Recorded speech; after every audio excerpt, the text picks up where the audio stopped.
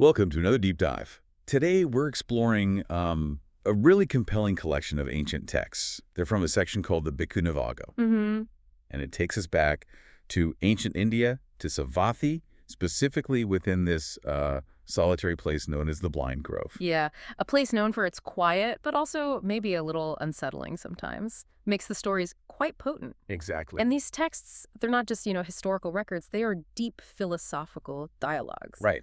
The sources we have detail these 10 really powerful encounters between Māra. Often called the evil one, yeah. Representing temptation, delusion. Yeah. Basically all the roadblocks on the spiritual path. Precisely. Obstacles. And he encounters this group of incredibly wise, determined Buddhist nuns, the Bhikkhunīs. So our goal today really is to dig into the wisdom here.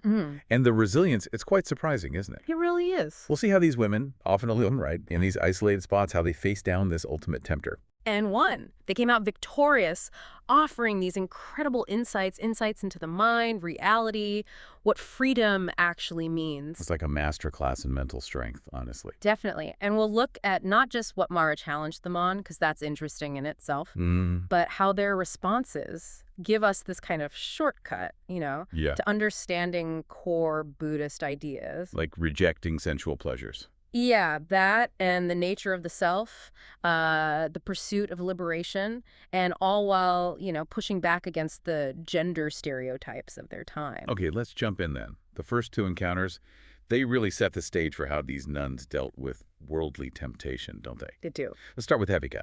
Māra comes to her and basically says, look, is there no escape? What's the point of being alone? Enjoy life now. Enjoy the pleasures, or you'll regret it. Pretty standard temptation, right? Classic Māra, trying the immediate gratification angle, but Āļavikā's response is just so sharp. What does she say? She basically says, yes, there is an escape, and it's accessible through her wisdom. She doesn't just dismiss sensual pleasure, she paints this picture. She calls them like spears and lances. Wow.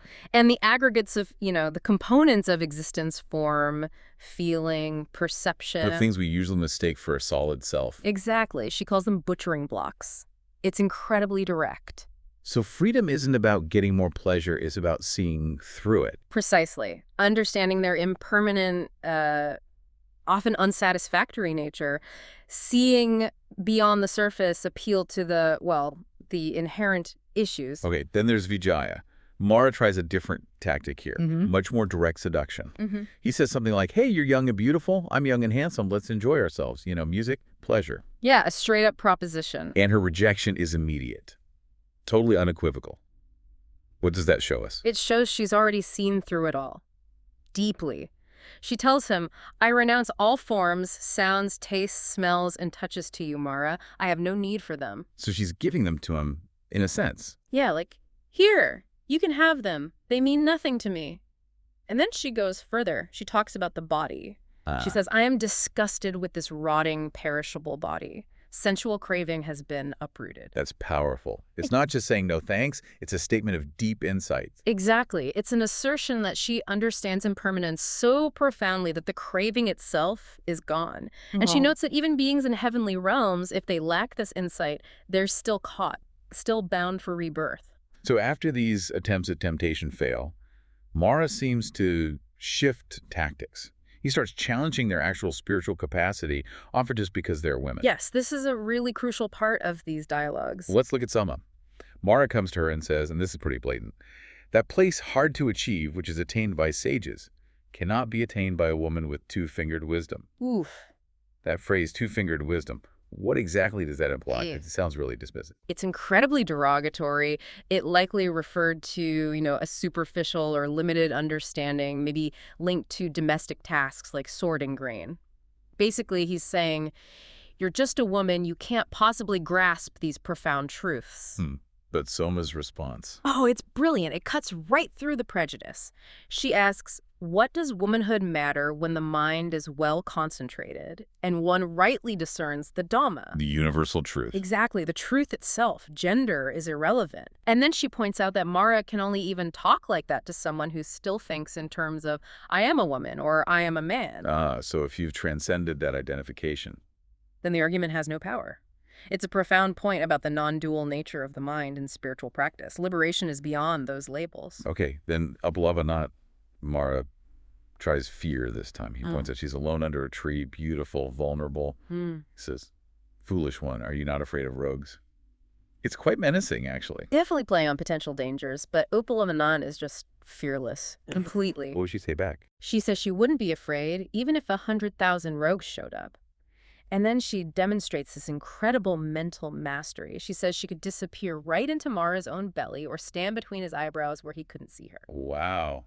That's quite a claim. It is. And her explanation is key. She says, "I have mastery over my mind. My psychic powers are well developed. I am freed from all bonds.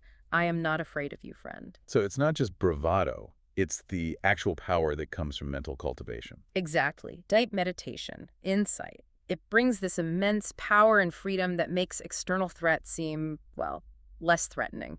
She's unshakable. So beyond these personal temptations and the gender bias, Māra also digs deeper, right? He starts questioning their whole way of life, their understanding of suffering, existence itself. Yes, he probes at the very core of their renunciate path. Let's take Gotamī.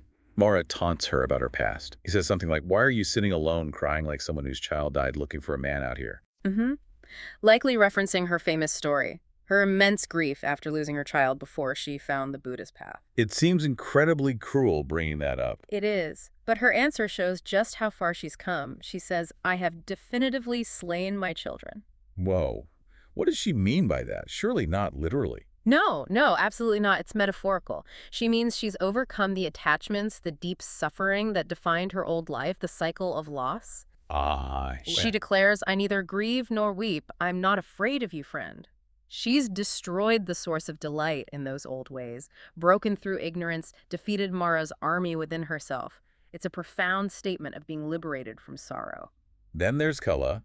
Māra questions her whole motivation for rejecting rebirth. He asks, "Why don't you like birth? Being born means enjoying pleasures. Who told you to dislike it?" He's trying to make the path seem unnatural, maybe even morbid. But her response is like a mini lesson on suffering, isn't it? Exactly. Very concise. She says, "Birth leads to death.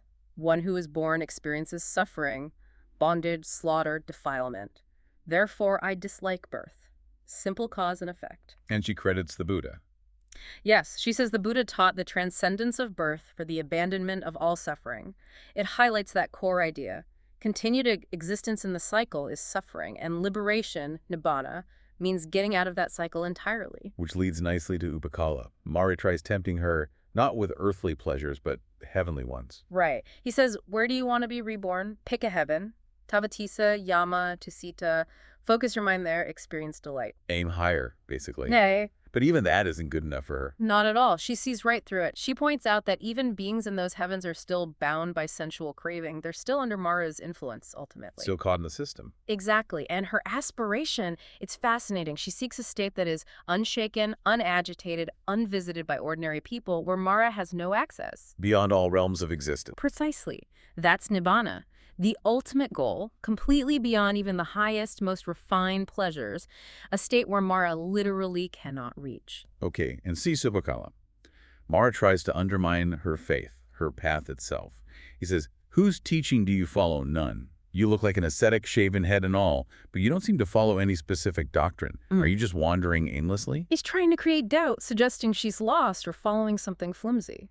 But her answer is just this powerful declaration of conviction. It really is. First, she dismisses other doctrines, saying they're caught in views and their followers do not know the true Dhamma.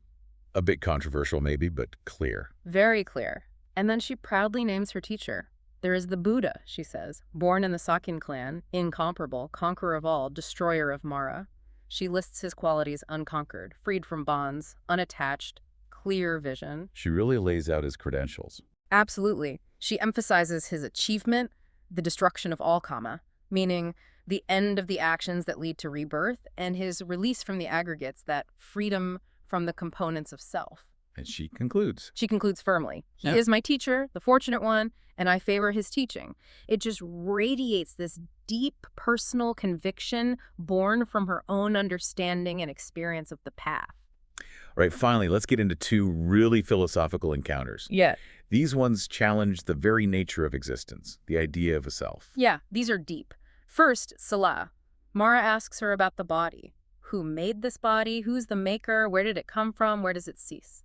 fundamental question. Like, where did I come from? Exactly. And Selā's response is just this beautiful, clear explanation of dependent origination. Can you break that down a bit? Sure. She clarifies, this body is not self-made, meaning it didn't create itself out of nothing, nor made by another, meaning there's no external creator God pulling the strings. Okay, so how does it arise then? It arises dependent on conditions, she says, and ceases with the breaking of those conditions. She uses this great analogy, like a seed needing earth and moisture to grow. Ah, so things arise because the right conditions are present. Precisely. The aggregates, the elements, our senses, they all arise conditionally and they cease conditionally. There's no permanent maker, just this interconnected web of causes and effects, always changing. That's a very different way of seeing things. No fixed entity. Fundamentally different. It undermines the idea of a solid, independent self or creator. Okay, and Vajirā.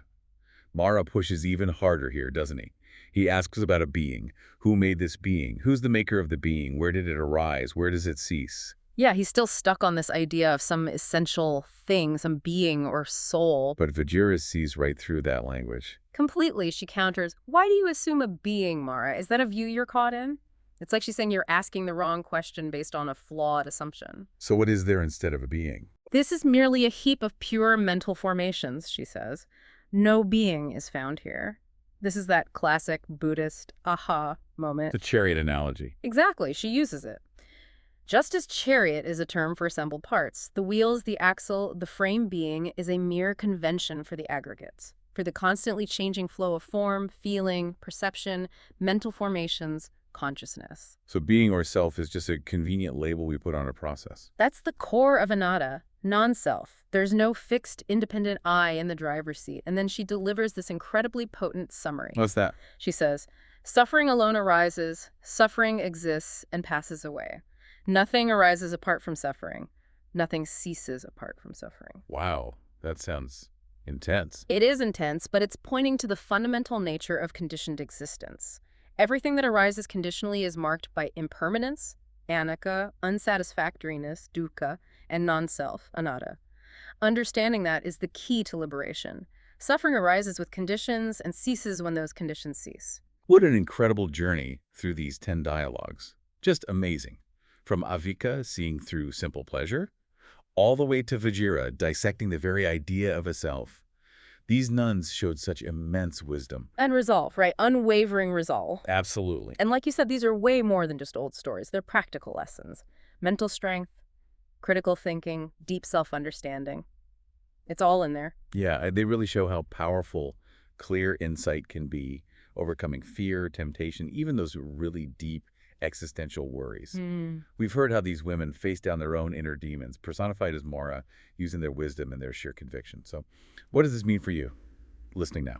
That's the real question, isn't it? In your own life, when do you meet your Māras? You know, those moments of doubt, distraction, maybe fear or temptation? Yeah, those inner obstacles. What can you take away from the clarity, the unwavering stance of these bhikkhunis to help navigate your own challenges? Was there a particular response today, maybe from Somā or Vajirā or Gotamī, that really stood out to you, something that sparked a sense of strength or maybe a new way of looking at things? Something to really reflect on.